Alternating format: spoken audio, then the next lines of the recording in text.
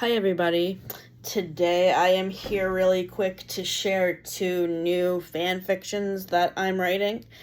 I like writing friend stories that are in alternate universes, like what would relationships be like if one couple wasn't together. So I experimented on that a little bit in my fan fiction that I wrote to memorialize Matthew Perry, where Chandler dates Kathy for a little bit before he starts to date Monica. But this first story does not focus on Chandler. It focuses on Ross and his relationship pairing I enjoy the least, which is with Elizabeth, whose father is played by Bruce Willis in the season 6 episode Triad, the one where Ross dates a student, the one where Ross meets Elizabeth's dad, and the one where Paul's the man. So in this alternate relationship story, Ross and Elizabeth are still together, and Elizabeth finds out that she is pregnant, and, well, I don't want to spoil what happens, so let's read on. And it all comes tumbling down. So in my notes, I say, in this story, we see how Ross's life effectively falls apart once his relationship with Elizabeth is discovered by the paleontology department dean of students. And this is set in fall 2002 at the beginning of season 7. A light mid-October breeze blew through the window of Ross Geller's staff apartment at NYU. He rolled over and laid a gentle kiss on his girlfriend's forehead. "Wake up, sleepyhead. It's time to get ready for school." 21-year-old Elizabeth Stevens yawned and stretched. "Good morning, Ross." Ross smiled softly to himself. His relationship with Elizabeth was going well. Ross walked over to the kitchen and started to make breakfast. She came in a few minutes later, and he could tell something was on her mind. "Honey, do you think it's time to make our relationship public? Other students give me the side eye." Ross raised his eyebrows. "Don't your friends already know?" Elizabeth nodded. "But wouldn't it be easier if everyone knew? We're both adults. Being together shouldn't feel like sneaking around, and since I spend more time with you than I do on campus, I'm not stopping you from going to events on campus." Elizabeth walked over to where he was sitting at the stove and rubbed his back. "I know, but I want to be able to go events with you as a couple. We've been together for 6 months, and people are going to start to know something else too." Ross looked at her in confusion. What are you talking about?" "I'm pregnant. I got a sonogram, and I'm 3 months along." Ross's eyes lit up with joy. "That's great news, baby girl. I can't wait to tell everybody." Elizabeth sighed. "Do you think they'll be supportive? I have the worst feeling Daddy probably won't." Ross pulled his girlfriend tightly against his chest, kissing her forehead, and then leaning down to kiss her stomach. "Everything is going to be fine. I love you." Elizabeth laid her head on Ross's shoulder. "I love you too."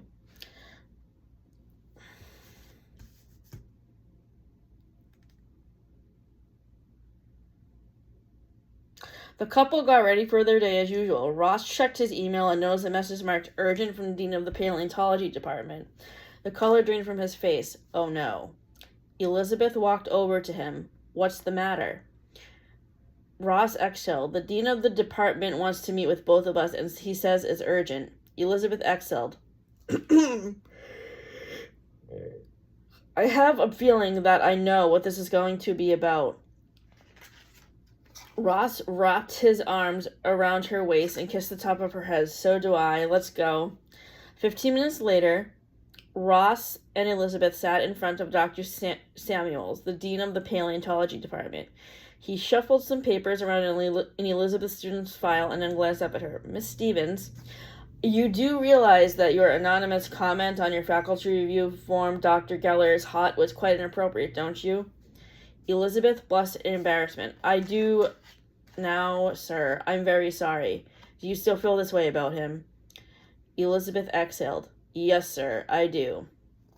Dr. Samuels cleared his throat.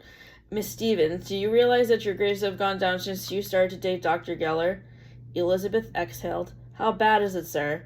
Well, seeing how you got straight A's at the end of the last term and now some of your midterm grades have gone down to low B's and high C's, it's nothing that can't be fixed. However, I think that the fact that you are living with him is causing you a huge disruption to your studies. I am suggesting that you have some tutoring and take some classes during winter term to get your grades back up to where they used to be. Elizabeth nodded. Yes, sir. Dr. Samuels closed Elizabeth's student file and redirected his gaze towards Ross. Dr. Geller, you have been a highly regarded professor in this department for the past 7 years. Do you realize what kind of damage this can do to your reputation?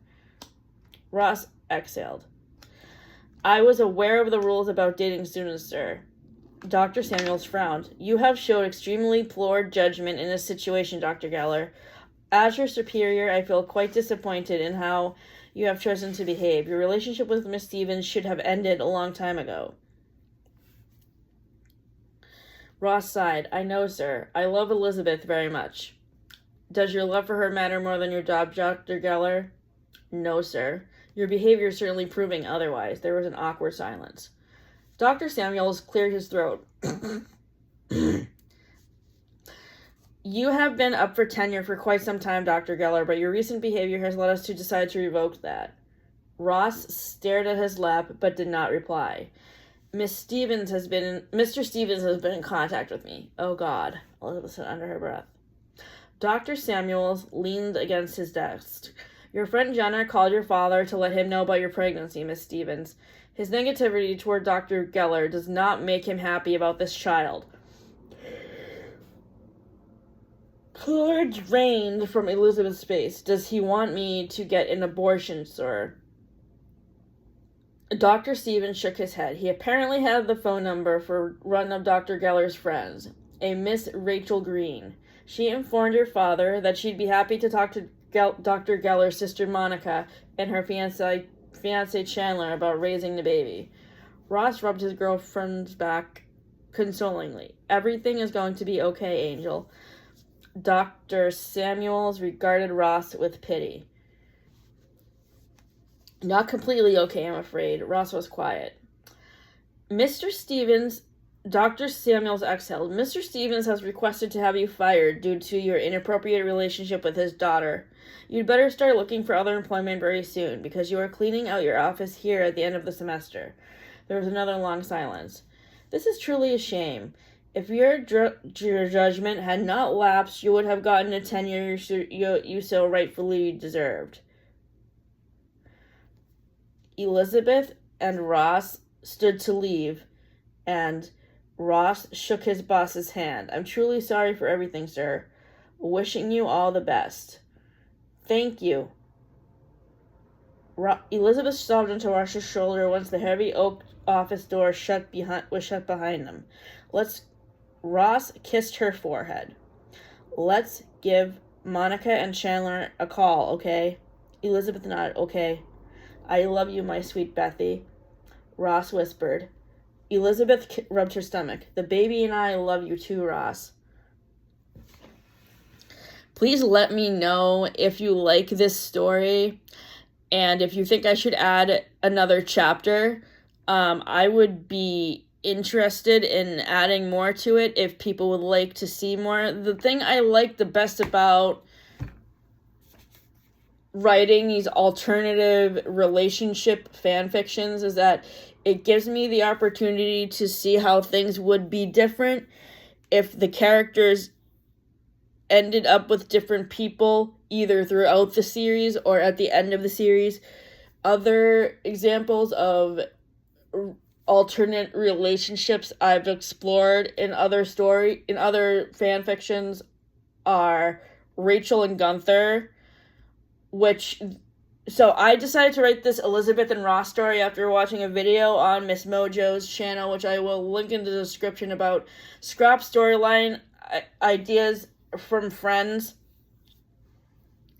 And obviously one of those storylines that was scrapped was Elizabeth's pregnancy, because obviously Ross and Rachel were endgame. So that's why I decided to write this story. But as I was just saying, other couples that I decided to explore, or I'm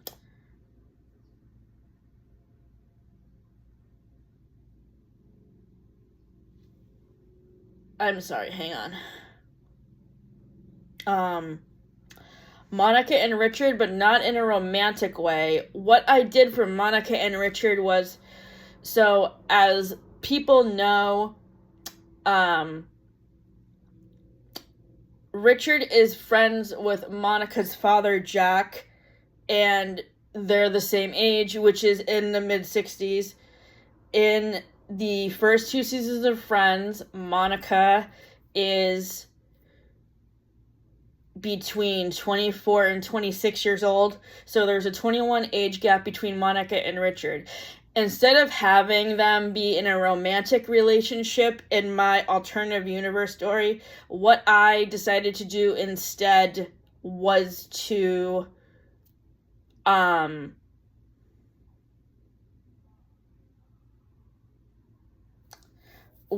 not have them be a romantic couple, but they'd be father and daughter. And in the one where Ross got high, or no, maybe it's the one with the sonogram at the end, in one episode where Judy is talking about how she could potentially left somebody at the altar, I had that storyline be expanded in my fanfiction Admittance, in which Jack mentions, so after the whole Thanksgiving exposing of secrets thing between Monica and Ross, where Ross makes the announcement to his parents that Monica is moving in with Chandler, in the Thanksgiving episode, the one where Ross got high. At the end of that whole debacle, in my fanfiction, Jack and Judy, who were played by Christina Pickles and Elliot Gould, go into Monica's bedroom to have a private conversation, and Jack tries to convince his wife to be forthcoming with Monica about more details about the affair. And in the show, Judy Geller does not really allude to who she had the affair with, but in my opinion, I think it was probably Richard, and she felt bad about ruining her marriage to Jack because she cheated on her with Richard, so that's why she never told her kids about it. And basically, Jack tells Monica in my fanfiction story that Richard is her father. And as the story goes along, I basically go into more detail about how this impacts Monica's relationship with her father and her mother, and also with Ben, because obviously Ben finds out that his grandparents are divorcing because of the ongoing affair with Richard, and how this family dynamic goes along throughout the story is that they go to family therapy with Dr. Weinberg, who is mentioned in 2 episodes of Friends but is not seen at all. So I elaborate on her character a lot more, because throughout all of my fan fictions, all of the characters go to family therapy for various reasons. Jack and Judy getting a divorce, Ben finding out he's gay, Emma finding out she's bisexual, etc. So, I really like that story arc that I developed between Monica and Richard, and I was originally worried that Courtney Cox might be offended by that, but I really don't think she would care too much about it, because I'm sure other people write fan fictions about Monica and Chandler or other characters she has played that are much more like out there and unrealistic than Monica being Richard's daughter. So I decided not to worry about that so much anymore. And then the other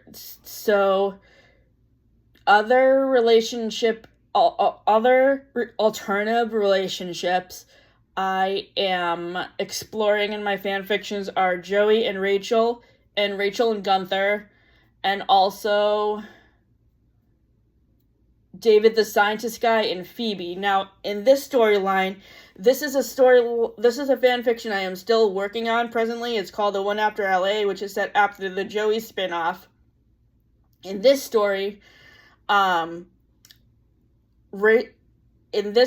Rachel and Ross are not together at the end of Friends. Instead, she has a relationship with Joey, and it's a long distance because obviously Joey goes to California for the Joey spinoff. Rachel, in my headcanon, does not marry Ross, and she raises Emma on her own in Paris as a single mother.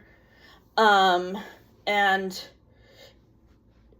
6 years later, in my universe of what happens to the characters post-Friends, Emma is now 11. Rachel gets the opportunity to move back to New York and open her own boutique after 6 years of working at Louis Vuitton in Paris. So throughout this time period, Rachel and Joey have been having a long-distance relationship, and she decides to eventually move back. This is not until a couple of years, after the story, The One After LA, because I wrote a whole story that further explores the universe of the characters 6 years later. But in The One After LA, this is obviously 2 years after the finale of Friends, a couple of months after the Joey spinoff is over, and Joey is preparing to move back to New York, to move into the garage apartment over Monica and Chandler's Westchester house. So Joey is in a little bit of a love triangle because he was dating Rachel before she went to Paris and he went to California, and then he realizes that he has also had feelings for Phoebe for a while, and Phoebe has obviously been married to Mike, but then Phoebe realizes that her and Mike were not a good match because she never quite gelled with her parents. So David the Scientist Guy, who is played by Hank Azaria, he comes back into the picture, and they're all, Rachel and Joey and David the Scientist Guy and Phoebe and Monica and Chandler are all talking about child custody because Ross obviously is not with Rachel in my stories. They did not get married, but they're still doing shared custody of Emma despite the fact that they're not married. But Ross has been sort of he has been an absent parent for a lot of Emma's childhood and a lot of Ben's childhood because Carol and Susan end up deciding to get full custody of Ben. This is based on an article that I read where Jessica Hetch and Jane Sibbett were interviewed, and they said that they ended up taking Ben to boarding school in London, and I would assume, based on this interview, that perhaps Emily might have had some kind of suggestion in picking a boarding school for Ben and maybe assisted Carol and Susan with that, because if you guys remember in the one with Rachel's new dress.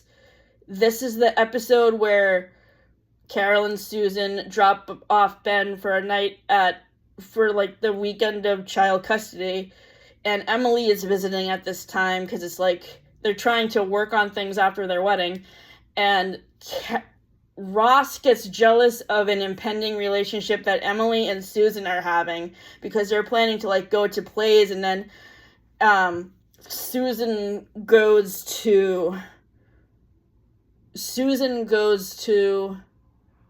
London for business, and she ends up becoming friends with Emily while she's on her business trip, and Ross freaks out because she thinks that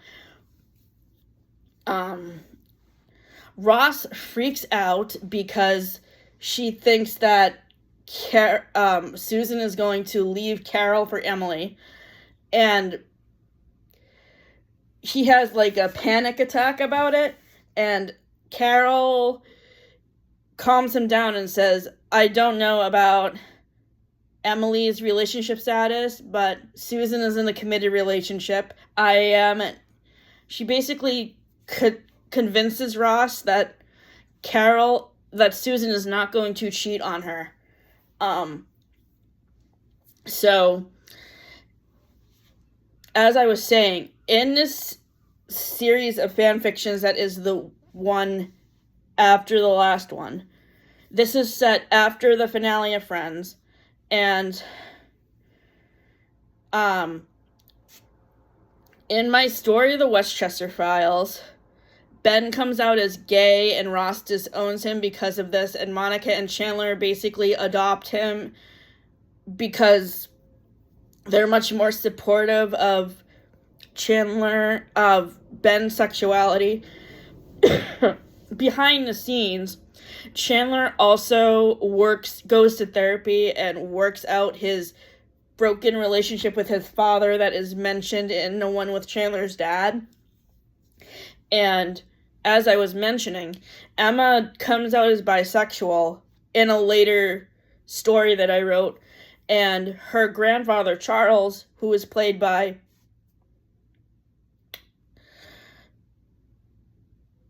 Kathleen Turner,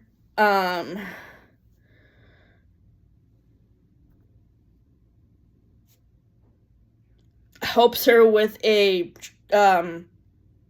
open mic night performance for her Gay Straight Alliance open mic. So that is the evolution of what happens to the Friends characters in my fan fictions. The next fan fiction I wanted to share is a crossover story between Friends and Gilmore Girls. And the working title is called A Surprise, but I think it's going to end up changing. This story is set at the end of season 3. In this alternate universe story, Rory does not end up going to Yale. She also ends up turning down going to Harvard. Instead, she ends up going to Trinity College in Connecticut, which is a smaller town university. I forgot what part of Connecticut it's in, but it is not an Ivy League school. She decides with her mom Lorelai is much more supportive of her being able to make her own choice about where she wants to go to school. Emily and Richard seem to be the people who pressure her to go to Yale. So instead, she goes to Trinity College. And the teaching assistant for her journalism class, her introductory journalism class, is Ben Geller, who we know is Ross's son, who is 4 years older than her. And Ben and his boyfriend Trevor appear in the story, and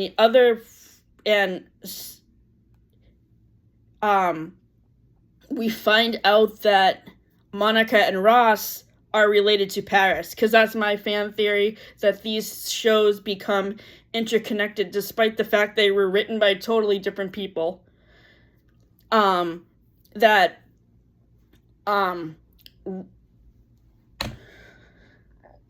Paris is the second cousin of Ben because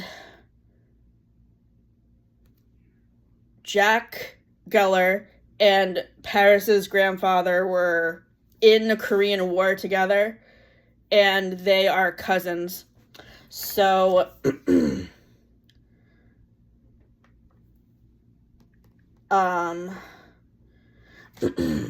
it was Rory Gilmore's first day of college. She decided to start over completely new at Trinity College as a way to prove to those who had put her on a pedestal her whole entire life, especially her grandparents Emily and Richard, that she did not necessarily need Ivy League credentials to achieve her dreams of becoming a journalist. At 9 a.m. on Monday morning, Rory entered the lecture hall for Journalism 101. Her professor had not arrived yet, but his teaching assistant had. "Hi, I'm Ben. What's your name?" Rory extended her hand. "Rory Gilmore." I'm Rory. Rory Gilmore?" Rory paused. "How did you know?" Ben grimaced. "You know my second cousin Paris, right?" Rory looked at him with discomfort. "Yeah, does her kind of neurotic behavior trend in your family?" Ben nodded. "Yeah, my Aunt Monica is definitely competitive like Paris is. Paris and I definitely had an interesting friendship. I'm really glad we decided to go to different schools, though." Ben smiled tentatively. "She told me she really appreciated when you confronted her after her breakdown, comforted her after her breakdown on C-SPAN. Yeah, I was kind of hoping she'd get into Harvard. I hope she'll do better at Yale." Rory took her seat. "I'm kind of nervous about this class." Ben seemed genuinely satisfied with the change in subject. "It's pretty natural to be nervous on your first day in a college class. I was too when I was in your shoes 3 years ago, but you'll be great." Rory began to relax. "Thanks, Ben." Ben smiled. "No problem." Later on during class, Professor Robbins looked at Rory. "Miss Gilmore, what kinds of things interest you the most to write about?" Rory exhaled. "My goal is to write articles about international affairs like Christian Amanpour. Would you like to interview one of our international students about social issues in their countries?" Rory beamed. "I'll give you the best article you've ever read, Professor." When Rory was leaving, Ben smiled at her. "Way to go. I'm sure you'll be awesome. Hey, listen, I'm the assistant editor of the school paper. Would you submit your assignment as an article?" Rory nodded emphatically. "Absolutely. Can you write a review of the play my boyfriend Trevor is directing?" "No problem. Thanks, Rory." Later that afternoon, Rory headed to the theater to interview Trevor for her article. Trevor flashed a smile as she entered the theater. "Ben told me all about your article. This is great." She sat down next to him. "I'm so excited to learn more about it. Are you familiar with Romeo and Juliet?" Rory nodded. "Yep. I was Juliet at Chilton, and this guy Tristan was Romeo." "Tristan Drew Gray? Paris told you guys about him?" Trevor nodded her head. "That's the same Tristan who graduated from Cromford Academy, and now he goes to the United States Merchant Marine Academy, right?" "Sure was. Wow, I'm so glad he turned himself around." "So, is this your directing debut?" Trevor nodded. "It's my capstone project for directing class." "What do you think the key is to being a good director?" Trevor raised his eyebrows. "You're comparing me to Paris, right?" Rory flinched a little. "Do you think that's a bad idea?" He grinned. "Nope, that's totally fine. Ben said his cousin is such a pain in the ass when it comes to how controlling she is. Holiday parties can be unbearable when she organizes the games. I'd say my directing style is a good balance between flexibility and being too controlling." The first few weeks of school flew by, and pretty soon it was family weekend. During lunch, Ben waved the Gilmores over to his table. "Come sit with us." Carol, Susan, Ben, Monica, Chandler, Jack, Erica, Rachel, Emma, and Jack were all sitting together. Jack and Erica were in high chairs, and Emma was in a booster seat. "Wow, I didn't realize that your family was so big," Rory whispered. Richard Gilmore extended his hand towards Jack Geller. "It's nice to meet you, Jack. It seems our grandchildren get along splendidly." Jack Geller smiled. "Yes, they do." Lorelai looked at Rachel curiously. "Isn't your husband here?" Rachel cleared her throat. "We've been divorced for 3 years. It's better off that way. He doesn't have any relationship with Ben or Emma at all? Carol cleared her throat. Ross does not share our family values in regards to gay rights. Monica and Chandler have shared custody of Ben with Susan and I since we moved back to the U.S. when Ben was 13. Where abroad did you live? London. Ironically, Susan and Ross's ex-wife Emily became really good friends, and she was able to give us a lead on a really good boarding school where he went from 3rd to 8th grade. How long have you known Trevor, Ben? Lorelai asked. Since sophomore year of high school. Rory's jaw dropped. Wow, that's a long time. It sure is. We're really surprised that Trev hasn't proposed yet, Jack said. Could you be any more subtle? Chandler asked, exchanging a knowing look with his father-in-law. Lorelai looked at Monica. How's Paris doing at Yale?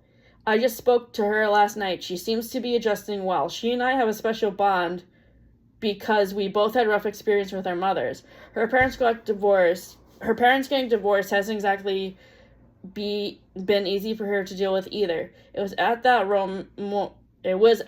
moment that Rory took notice of the fact that Judy Geller was not present either, and her eyes met with Monica's. Do you still talk to your mom, Monica? Monica sighed. She shares the same close-minded opinion that Ross does about Ben's sexuality, unfortunately. That's why Dad divorced her. Our family is much happier without both of them. Why do you sound so sad? Monica took Rory's hand gently. I'm sad because my brother was not a really good parent to his son, and that had a devastating effect on my nephew. Emma is still young, but as she gets older, I'm sure his lack of presence will be felt by her too. Ben laid a gentle kiss on Monica's cheek. Love you, Auntie Monica. Monica rubbed her hand up and down Ben's back. I love you too, Benny. Hey. Oh. The following weekend, Rory received a text from Paris. Hey, hope you guys had fun last weekend. Can I give Tristan your number? Rory smiled. I was just thinking of him recently. That'd be great. A few minutes later, I don't know the numbers on her text. Hey, Mary, how are you? Rory chuckled. I'm fine, Tristan. Thought it was fair to tell you that I'm not a virgin anymore, so you can drop the Mary nickname. Did Dean pop your cherry? Yes, I haven't been with him in a few years, though. I'm single at the moment. How are things at Trinity? Good. The fall play is Romeo and Juliet. You playing Juliet again? No. My journalism class's teacher's assistant's boyfriend is the director. I just interviewed him for the school paper. Do you think you are ever going to do another play again? IDK. How are things going for you, Tris? Pretty good. You might want to let your TA know that Paris is bringing me for Thanksgiving. Why can't she tell him herself? I think it'd just be easier if you tell him. Sure, looking forward to seeing you again. You too. So this second story is a work in progress. I'm trying to work out how the Thanksgiving dinner is going to go with Rory reconnecting with Paris. And her controlling nature being shown in a family type setting. So if you have any ideas of how I can do that, that would be good.